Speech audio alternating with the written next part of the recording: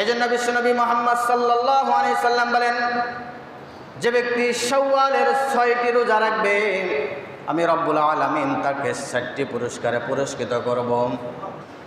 1 নম্বর পুরস্কার, বিশ্বনবী মুহাম্মদ সাল্লাল্লাহু আলাইহি সাল্লাম বলেন, মান সামা রমাযান ওয়া আতবাআহু সিত্তাতাম মিন শাওয়াল ফাকাআন্নামা সামা আদ-দাহরা কুল্লাহু বিল কামাল। 1 নম্বর পুরস্কার আমি তাকে দান করব, যে ব্যক্তি রমজানের রোজাগুলো রাখলো, রমজানের হুকুক আদায় করে এরপরে শাওয়ালের 6টি রোজা রাখলো, আমি রব্বুল আলামিন তার আমলনামায় গোটা বছর রোজা রাখার সওয়াব দান করব। সুবহানাল্লাহ। রমজানের রোজা রাখলেন আর 6 রোজা রাখলেন, বিনিময়ে সারা বছর আপনি রোজা রাখলেন, আমি রোজা রাখলাম, এই লিস্টটা আল্লাহ রাব্বুল আলামিনের দরবারে পৌঁছে যাবে। সুবহানাল্লাহ।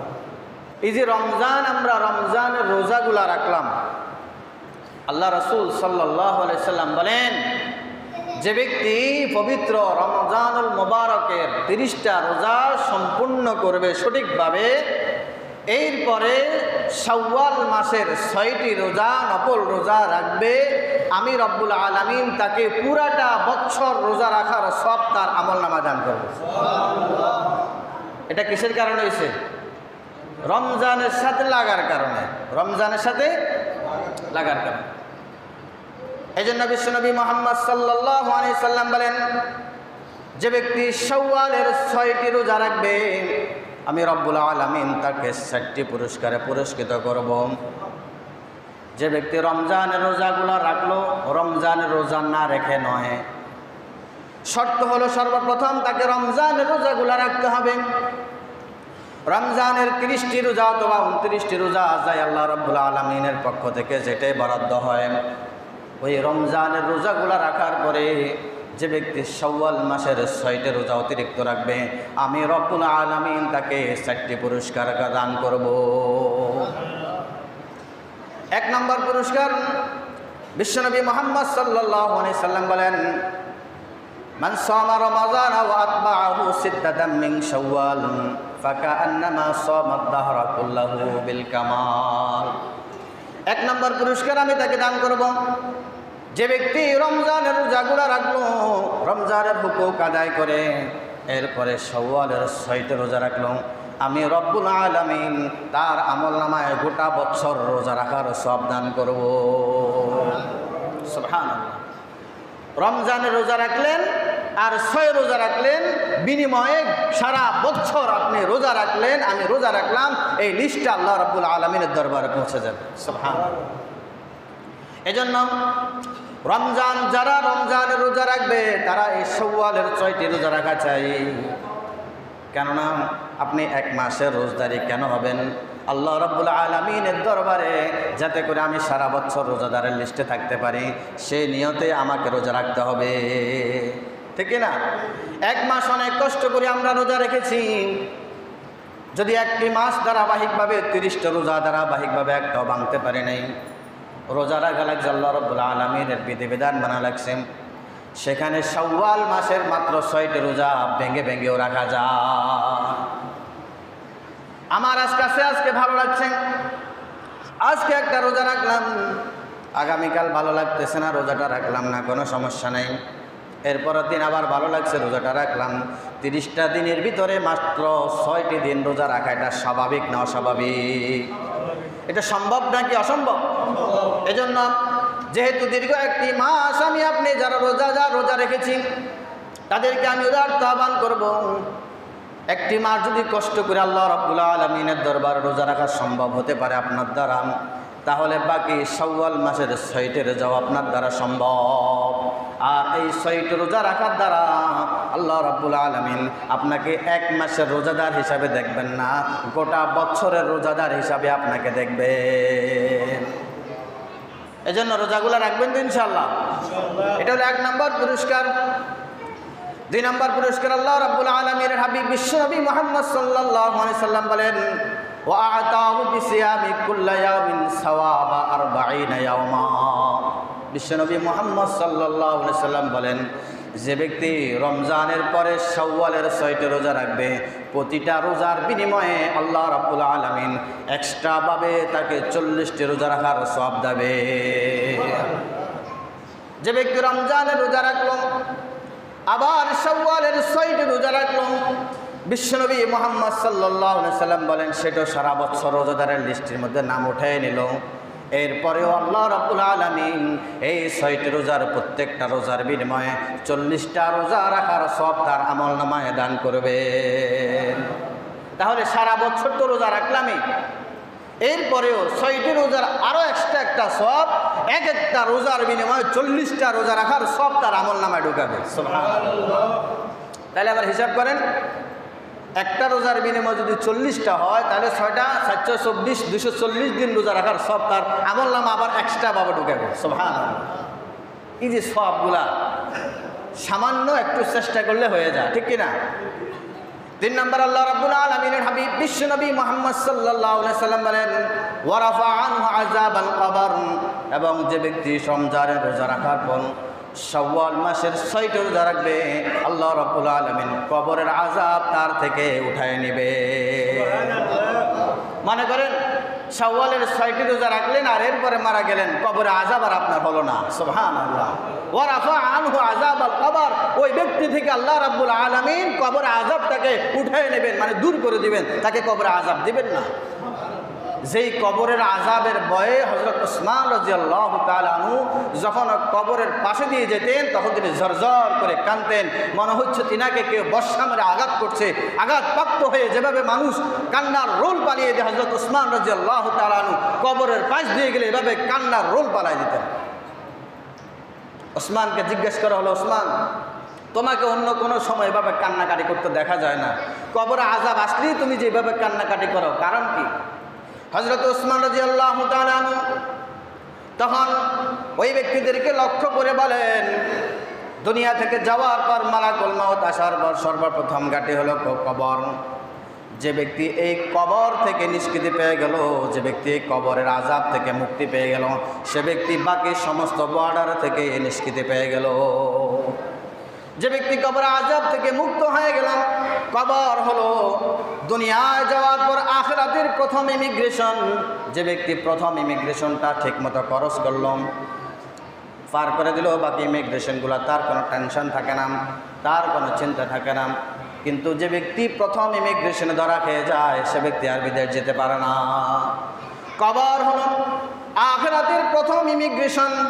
যে ব্যক্তি আখিরাতের প্রথম ইমিগ্রেশনটা সুন্দরভাবে পার হবে, আল্লাহ রাব্বুল আলামিন বাকি ইমিগ্রেশনগুলা পার করে করে তার গন্তব্যস্থলে তাকে জান্নাতুল ফেরদাউসে পৌঁছে দেবেন। আর যে ব্যক্তি কবর নামক প্রথম ইমিগ্রেশনে ফেল করে বসবে, সে ব্যক্তি আল্লাহর জান্নাতে পৌঁছতে পারবে না। সে ব্যক্তি জায়গায় জায়গায় হোঁচট খাবে, জাহান্নামের তলদেশে চলে যাবে। এজন্য আমি কবর প্রথম ঘাঁটি হিসাবে, কবরকে আমার দেখলে কান্না আসে, না জানি কবর আমার সাথে কেমন আচরণ করে, এই কবর আমার সাথে কেমন ব্যবহার করে। এজন্য আমি কবর দেখলে আমি কান্না সামলাতে পারি না, অনবরত কবর দেখলে আমার চোখ দিয়ে ঝর্ণা প্রবাহিত হয়। এজন্য বিশ্বনবী মুহাম্মদ সাল্লাল্লাহু আলাইহি সাল্লাম বলেন, যে ব্যক্তি রমজানের রোজা রাখলো আর তার সাথে 6টি শাওয়ালের রোজাকে, রমজানের রোজাও রাখলো, শাওয়ালের 6টি রোজাও সে রাখলো, আল্লাহ রাব্বুল আলামিনের হাবিব বিশ্বনবী মুহাম্মদ সাল্লাল্লাহু আলাইহি সাল্লাম বলেন, কবরের এই কঠিন আযাব থেকে আল্লাহ রাব্বুল আলামিন তাকে মুক্তি দিয়ে দিবেন। সুবহানাল্লাহ, সুবহানাল্লাহ। তাহলে এই 3টা আমল পেলাম আমরা। শাওয়াল মাসের রোজা রাখার পরে 3টি আমল। 4 নম্বর কি? ওয়াসিদ্দাতা ইয়াউমাল কিয়ামাতি ওয়াল আহওয়াল।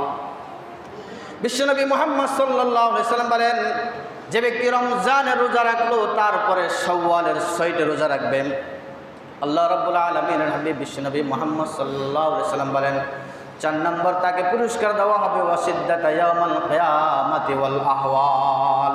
কিয়ামতের কঠিন মুসিবতের ভয়াবহতা তার থেকে দূর করে দেওয়া হবে। সুবহানাল্লাহ। কিয়ামতের কঠিন মুসিবতের যে ভয়াবহতা, এটা তার থেকে কি করা হবে? দূর করা হবে। কিয়ামতের কঠিন মুসিবতের ময়দানটা কেমন হবে?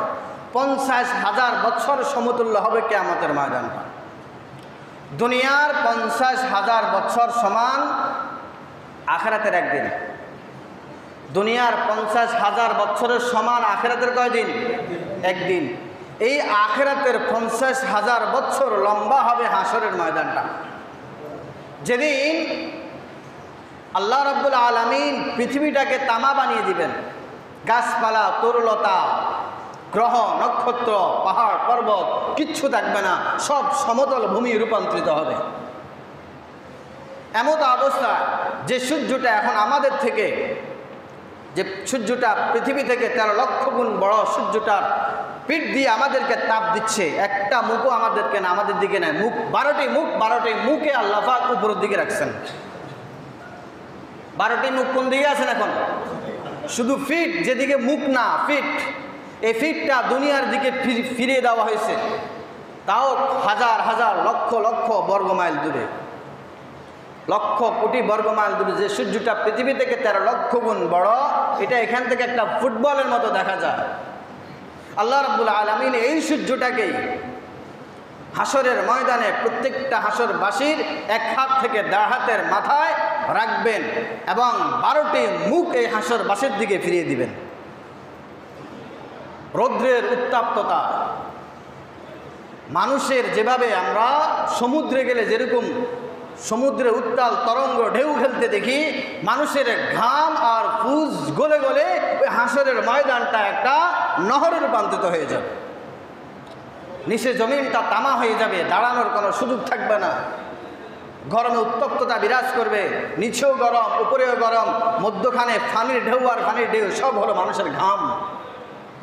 এমন এক বিভীষিকা মুহূর্তে যারা গুনাহগার তারাও পর্যন্ত বলতে থাকবে, আল্লাহ হয়তো আমাদেরকে জান্নাতে দাও, না হলে জাহান্নামে ফেলাও, তারপরেও এই হাসরের ময়দান আমাদেরকে রেখো না। মানুষের গরমের অতিষ্ঠতা, মানুষের মাথার মগজগুলা বাতের মাড়ের মতো টকবক টকবক করতে থাকবে। এই মগজগুলা গলে গলে নাক দিয়ে, কান দিয়ে, চোখ দিয়ে ভেয়ে ভেয়ে পড়তে থাকবে। আর এই জিহ্বাটা কুকুরের জিহ্বার মতো ঝুলতে থাকবে।